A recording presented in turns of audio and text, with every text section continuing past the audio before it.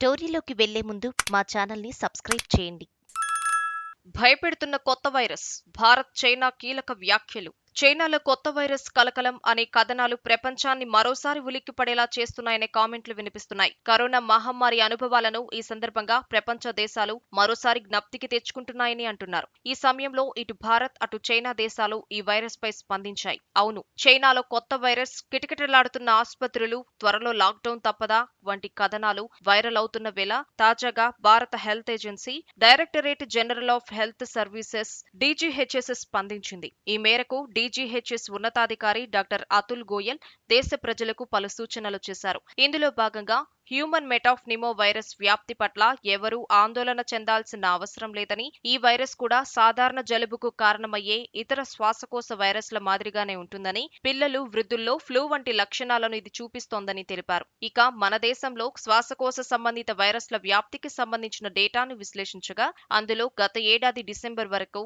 ఎలాంటి గణనీయమైన మార్పులు ఏమీ లేవని తెలిపారు. అయితే ఎవరికైనా దగ్గు, జలుబు ఉంటే అలాంటి వ్యక్తులు ఎక్కువ మందితో కలవటం మంచిది కాదని గోయల్ సూచించారు. హెచ్ఎంపీవీ వైరస్ వ్యవహారంపై చైనా స్పందించింది. ఈ మేరకు చైనా విదేశాంగ శాఖ ఓ కీలక ప్రకటన విడుదల చేసింది. ఇందులో భాగంగా శీతాకాలంలో వచ్చే ఈ శ్వాసకోశ వ్యాధుల తీవ్రత గత ఏడాదితో పోలిస్తే తక్కువగానే ఉందని, విదేశీయులు తమ దేశంలో పర్యటించడం సురక్షితమే అని పేర్కొంది. చైనాలో ఇన్ఫ్లుయెంజాతో పాటు ఇతర శ్వాసకోశ వ్యాధుల వ్యాప్తిపై అడిగిన ప్రశ్నకు ఆమె ఈ విధంగా స్పందించారు. ఇందులో భాగంగా శీతాకాలంలో ఈ వ్యాధుల నియంత్రణకు సంబంధించి national disease control and prevention మార్గదర్శకాలు జారీ చేసిందని విదేశాంగ అధికార ప్రతినిధి మావో వింగ్ తెలిపారు. లక్షణాలు ఇవే. ఈ నేపథ్యంలో హ్యూమన్ మెటాఫ్నిమో వైరస్ లక్షణాలు ఏమిటి అనే చర్చ బలంగా మొదలైందని అంటున్నారు. దీంతో ఫ్లూ, ఇతర శ్వాసకోశ ఇన్ఫెక్షన్స్ మాదిరిగానే ఈ హెచ్ఎంపీవీ వైరస్ లక్షణాలు ఉంటాయని వైద్య నిపుణులు చెబుతున్నారు. ఈ సమయంలో ఈ వ్యాధి లక్షణాలు 3 నుంచి